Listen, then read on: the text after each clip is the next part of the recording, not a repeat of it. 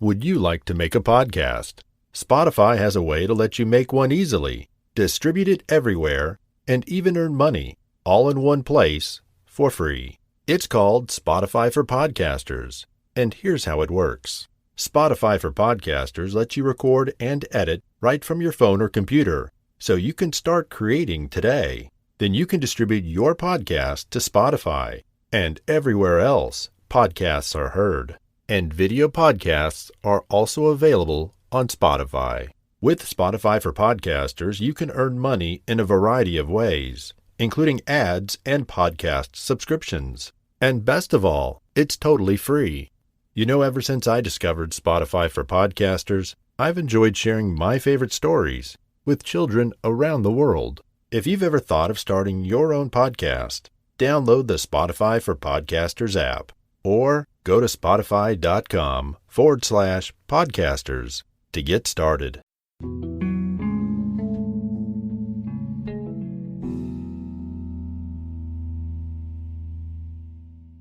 The story of the Sorcerer's Apprentice. Once upon a time, a young boy named Franz went to work as an apprentice for a sorcerer. The sorcerer lived in a huge castle overlooking a little village where Franz lived with his family. It was considered a great honor to help and learn from such a clever and powerful man. Franz was very excited about learning how to do magic, but when he arrived on his first day, he was given just a list of chores to do around the castle: cleaning, straightening up, fetching water from the well. Franz was not very happy. "It's not fair. I didn't come here to be his servant. When will I get to do some magic?" he muttered to himself. The sorcerer was a busy man. Each morning he would tell his apprentice what chores needed to be done that day. He would then disappear into his workshop in the castle or journey out into the surrounding villages in the area, leaving Franz all alone. Occasionally, as Franz went around the castle doing his chores, he would catch a glimpse of the great sorcerer, looking through the pages of a large leather-bound book, which he kept locked in a wooden cabinet in his closet. The pages of the book were filled with beautiful illustrations and words of the sorcerer's magic spells. Franz longed to have a look at the book himself. Several months later, fed up with doing chores all day, Franz decided he would sneak a look at the sorcerer's special spell book when the old man was gone.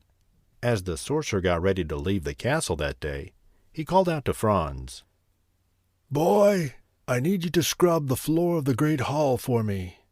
You will need to fetch water from the well with this bucket and carry it to the big stone container in the hall. When the container is full of water, take this broom and give the floor a good scrub. I want to see it shining when I get back this afternoon." Franz rolled his eyes behind the sorcerer's back. "Of course, sir." As soon as the sorcerer left, Franz climbed the small staircase to the workshop. He knew where the sorcerer kept the key to the wooden cabinet, so he grabbed it and hurriedly opened the old creaking doors. Inside, on a shelf, sat the magic spellbook. Franz carried the heavy book to the great hall and sat down to look through its magical pages. There were spells for all sorts of weird and wonderful things. As he turned the pages, Franz saw a spell that could bring any object to life. This gave him a brilliant idea. "What harm could one little spell do?" he thought to himself. Grinning, Franz rushed to fetch the broom and the bucket.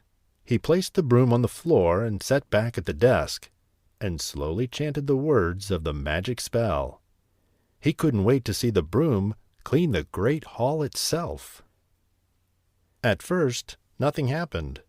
Franz was just about to try another spell, when suddenly the broom sprouted little arms and leapt up from the floor. Franz was so surprised he nearly fell off his chair. This was amazing. He was doing magic.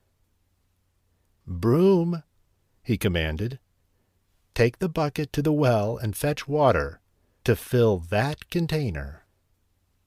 The broom marched off to the well and started carrying the bucket backward and forward between the well and the container in the great hall. Franz couldn't believe his eyes. Laughing as the little broom kept bringing water, he cried, "I am the master. You must obey me." After a while, Franz noticed the container was overflowing and that the water was running all over the floor. "Stop, little broom!" he shouted. The broom, however, continued fetching water. "What am I to do now?" thought Franz. Flipping through the pages of the magic book, he tried to find a spell to make the broom stop. But the broom kept going.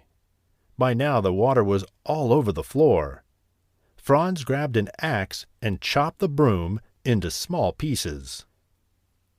"That should do it," he said with a sigh of relief. To his dismay, the little pieces of broom started to move and grow. And they, too, sprouted arms and legs. Soon there was an army of new brooms, and they all began to march to the well to fetch more water. Franz didn't know what to do. The brooms continued splashing water into the great hall, and soon it was swirling around Franz's knees. He was powerless to stop the brooms. Just then the sorcerer returned. He raised his arms and in a booming voice chanted a magic spell. In an instant the brooms all vanished and the water disappeared. Everything returned to normal. Shaking with fear, Franz fell to his knees. "Please forgive me, master. I just wanted to try some magic." The sorcerer was very angry. "Never play with things you don't understand," he shouted. "Magic is very powerful and should only be used by a sorcerer." Franz hung his head in shame. He would never get a chance to learn magic now. "I should send you away, boy," continued the sorcerer, but he could see that Franz was very sorry, so he decided to give him another chance. "You can stay," he said. "You still have much training to complete." Franz was relieved. "Thank you, sir," he said. "I promise to work very hard." "Well," said the sorcerer, "you can start by cleaning the floor. The old-fashioned way."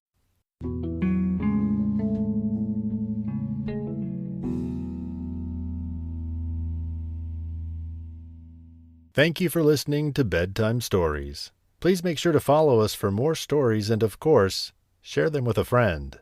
Until next time, good night.